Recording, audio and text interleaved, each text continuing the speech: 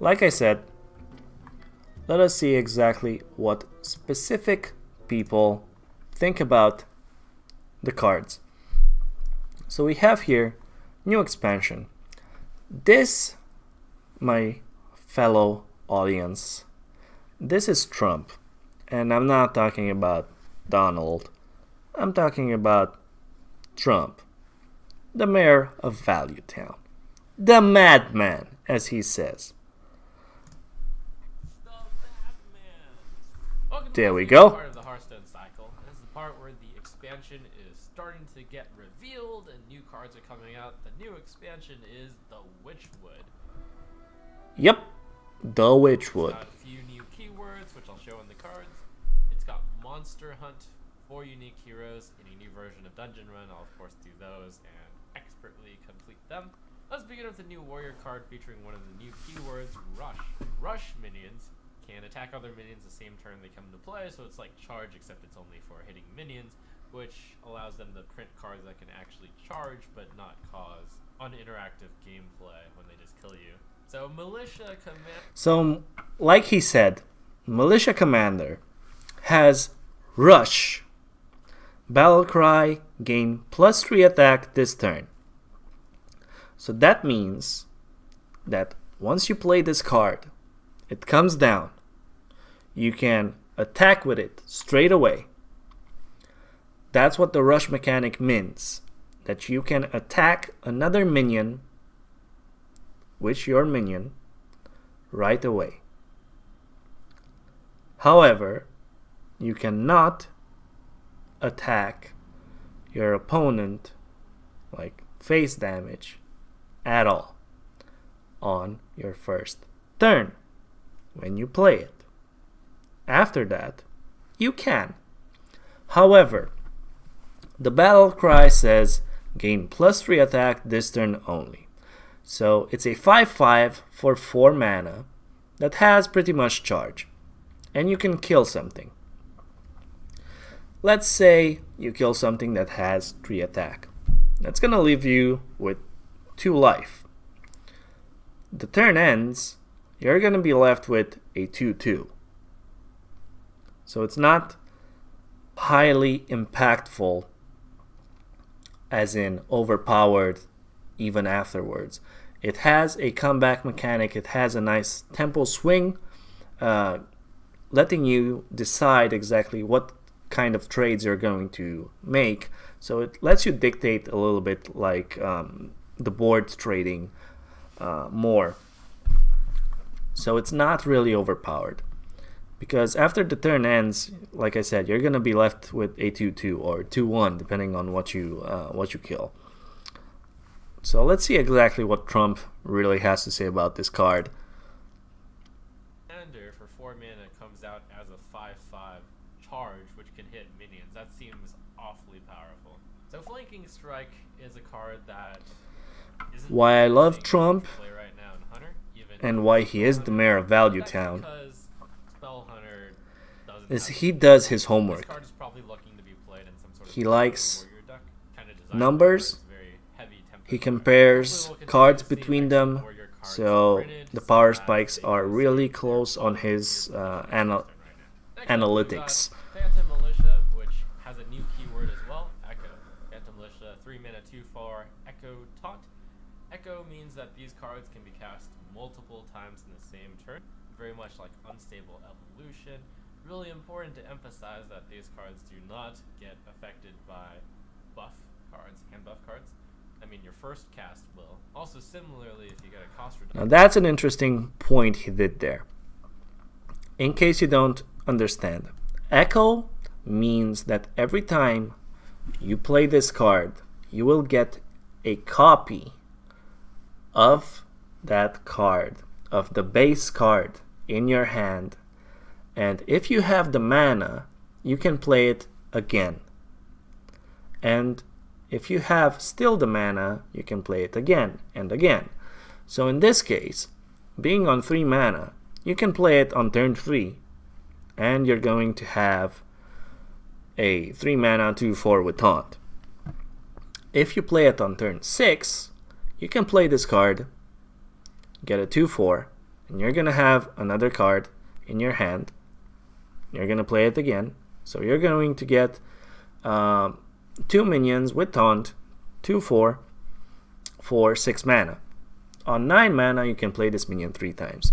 A lot of people are saying that this card is not overpowered. It is good. It's definitely interesting. It's going to be really interesting to see exactly, more tempo-based or mid-range or control-style decks that are going to utilize the Echo mechanic, because cards are your resource.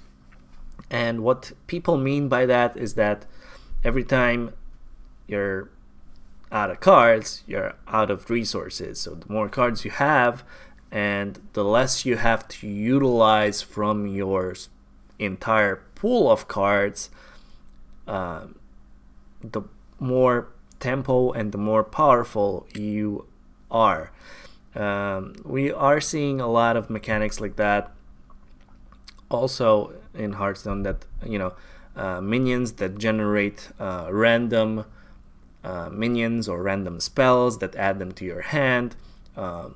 Really powerful minions like legendary minions like Ysera that generate card after card, which give you pretty much cards that, first of all, weren't in your deck from the beginning, allowing you to utilize these cards and these resources without you having to actually utilize your own cards that you already have in your deck. So that means that on a 1-to-1 card ratio, a card that will give you an extra card or more, which pretty much takes care of maybe of your opponent's minions, or does something to influence the board so that the opponent has to react to it, and he has to maybe use 1 or 2 or even more cards on getting the balance back, so to say.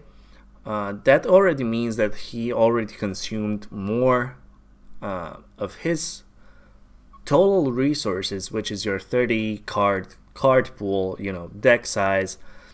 So you already have more value because you're already outvaluing him on that level, because you didn't actually utilize your own cards, so you still have those to combat whatever it is that it's going to occur in the upcoming turns. Fatigue has a big influence on that.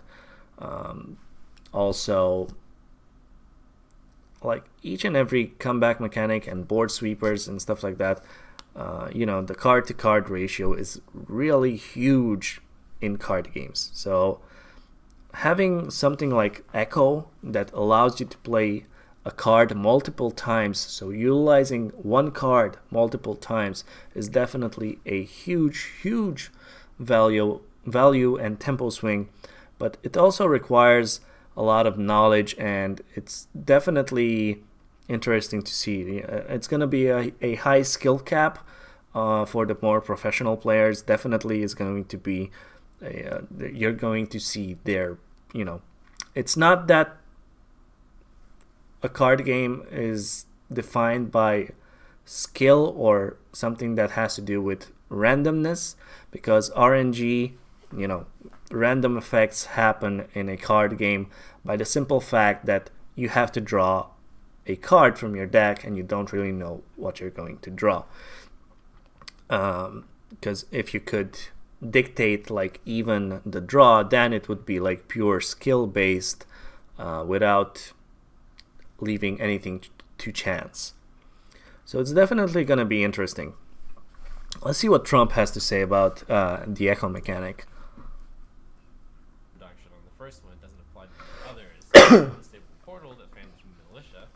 Your first one would be a 0 mana 2/4, but then your next ones would be 3 mana 2/4s. What does stay around, like Unstable Evolution, is you have a constant effect like Sorcerer's Apprentices, Summoning Portal, discounting Phantom Militia. You can play Summoning Portal and then summon as many 1 mana 2/4s as you would like to. On the baseline though, Phantom Militia is just a 3 mana 2/4 taunt if you don't take advantage of it, which isn't very good. 6 mana 2/4s, which appears very mana for 3 2/4s. And we'll taunt. Pumpkin Peasant, 3 mana 2/4 lifesteal. Each turn this is in your hand, swap its attack and health. Also features another concept that's going to be featured in this expansion, which is cards that do stuff while they're sitting in your hand. This one turns between the human that it is and its Worgen form.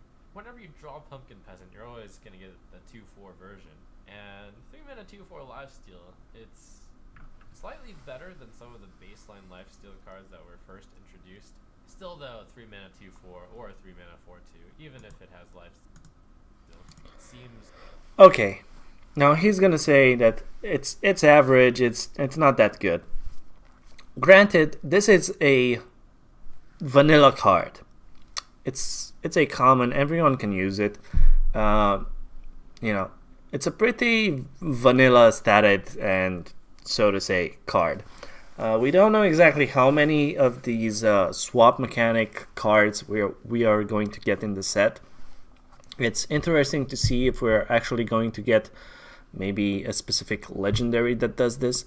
Although I don't think we're gonna get a legendary, because Greymane, the Worgen is like already in the set, and he has a completely different mechanic attached to him, like all at once.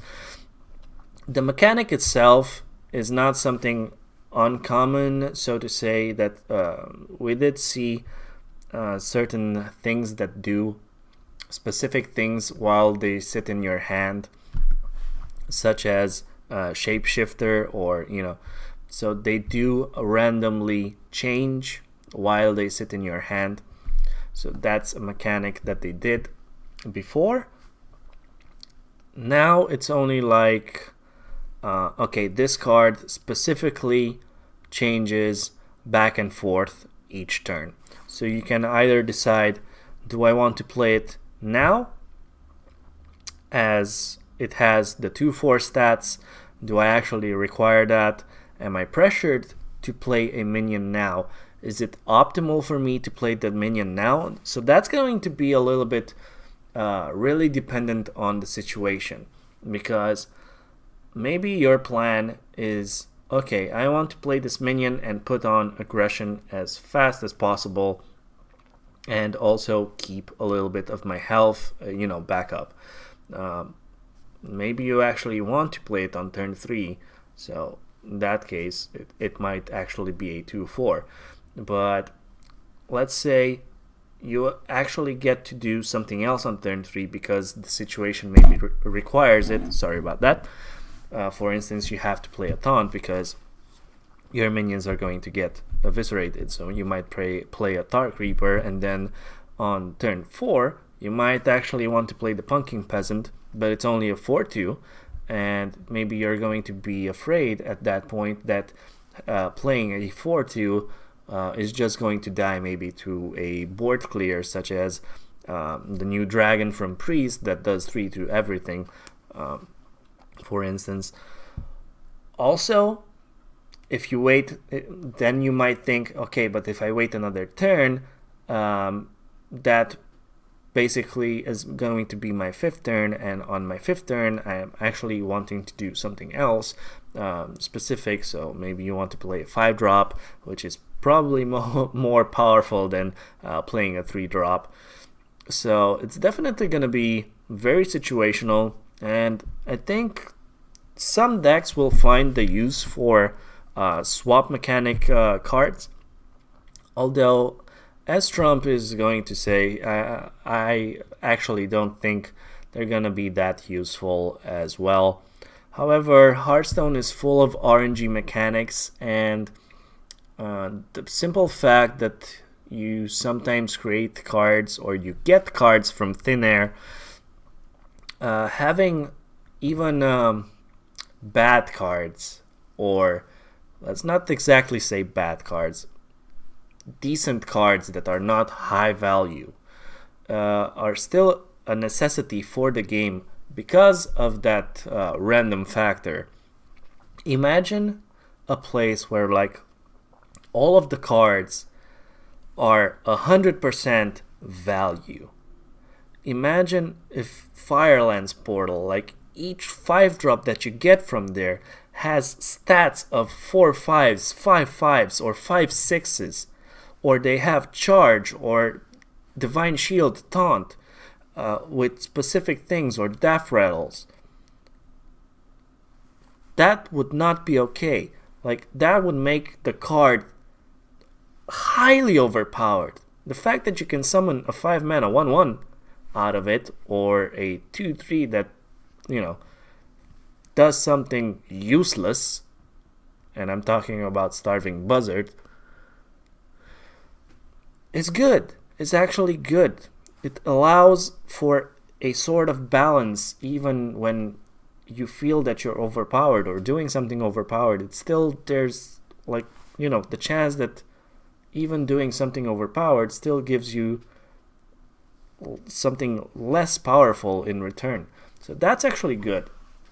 And people should really stop hating on the fact that there are bad filler cards, I guess, in Hearthstone. It's a card game. We require to have good and bad and stuff like that inside the game. And most people that play card games, let's say on a more professional level, will say that that is also kind of the fun part, to see and distinguish people that know what are good cards, what are good combination of cards, combos, decks, so on and so on. And they surpass already by having the knowledge in examining cards the whole other people that just do whatever they want. So yeah, it's good. Also, Hearthstone has the arena, where you're gonna get sometimes good cards, sometimes bad cards, and you're gonna have to choose. And you're gonna have to choose like the best thing for your situation or for your deck that you can. So yeah, let's see what Trump really has to say. I'm pretty sure I said enough about that. It's like it's a poor fit in most decks. Just not quite enough stats, and if you were to overstat it with something like a 3-mana 3/4, it would be too good. See? You've got Azalina Soul Thief, 7-mana 3/3 Battlecry. Replace your hand with a copy of your opponent. Now this is the first like legendary that we got. Except it's neutral. Being able to Really replace your good. hand with a copy of your opponent's is really strong in aggressive decks. That's why Divine Favor was so powerful and is often played as a 2-of in most of the aggressive Paladin decks. Now the problem for Azalina over Divine Favor is multiple. One, it costs 4 mana more than Divine Favor. That's kind of a big deal.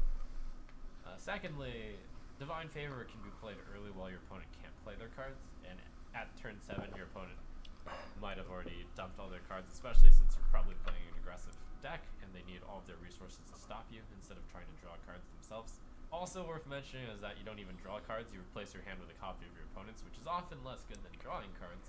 So ultimately I don't really see Azalina seeing very much play. Good. However, a lot of people are saying that this card is mostly as a meme card. Now why would people say a meme card? Well, because it's very situational. It's like people thought of Temporis, or what was that? Archmage Benedictus, right? They do have their own niche mechanic. They do specific things that other cards don't do, and when they function to a greater value. It also gives the player that pulls off something really cool like that the most enjoyment ever. And I'm going to have to go to state out exactly what Noxious, so Cole Noxious, Professor Nox, he said, I could play on a high level and win each game, or I could play on a lower level and not win each game, but when I win with specific lower tier decks, so to say, when I win, I feel great. I win big. When I win big, I feel good. So what he's trying to say is that not all people want to just do the same grindy stuff that everyone else is doing, and pretty much is going to be a hammer against a hammer or a nail against a nail. And oftentimes the matchups are going to be like, okay, hammer beats nail.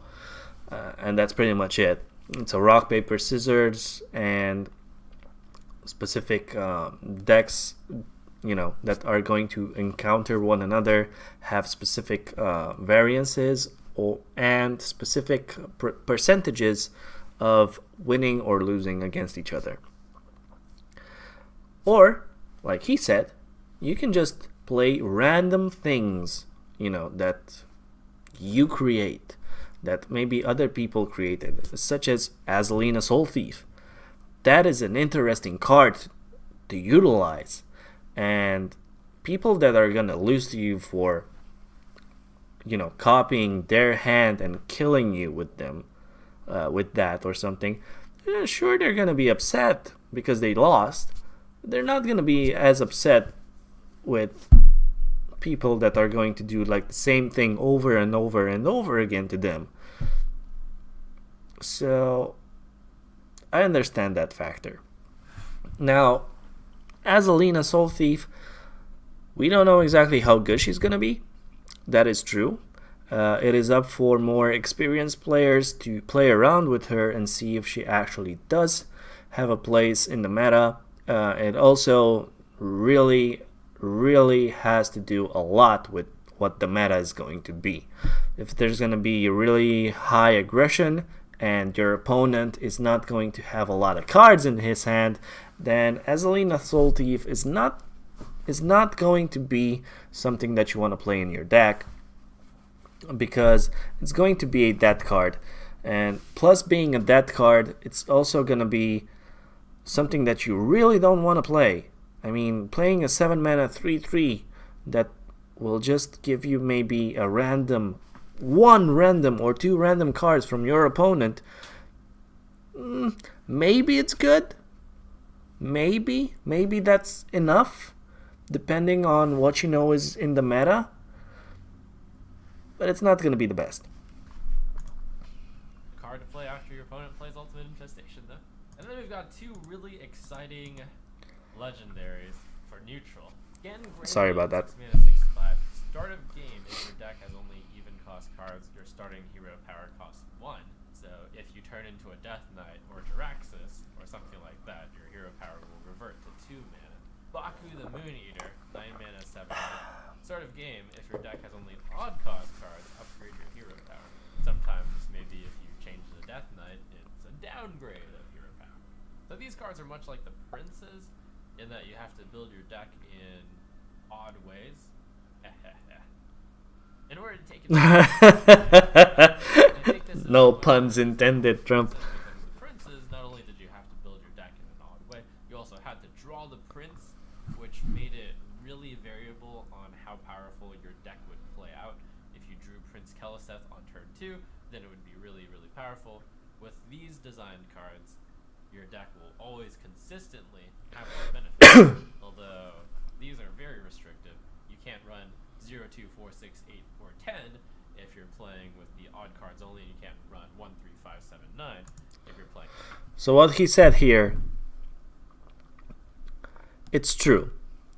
And I have watched a lot of reviews and a lot of people talking about the upcoming expansion, because I think it's I think Zalay said it's like Christmas, but it comes 3 times a year for Hearthstone players. And I get it. I truly get it. Because we are definitely, as Hearthstone players, we are definitely excited about the upcoming expansion all the time.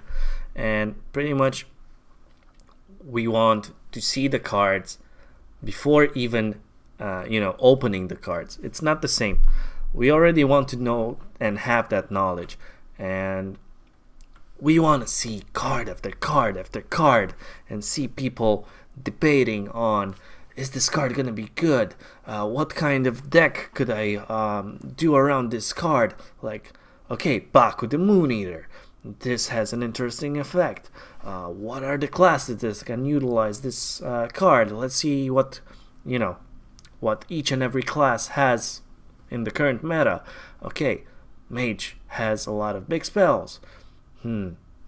Most of the big spells are odd costs, so maybe Baku the Moon Eater can actually fit in a odd costed Mage deck, and so on and so on. Like, the only aspect, and I want to be the first to say this, the only aspect that they're not talking about, well, maybe the players that are actually in that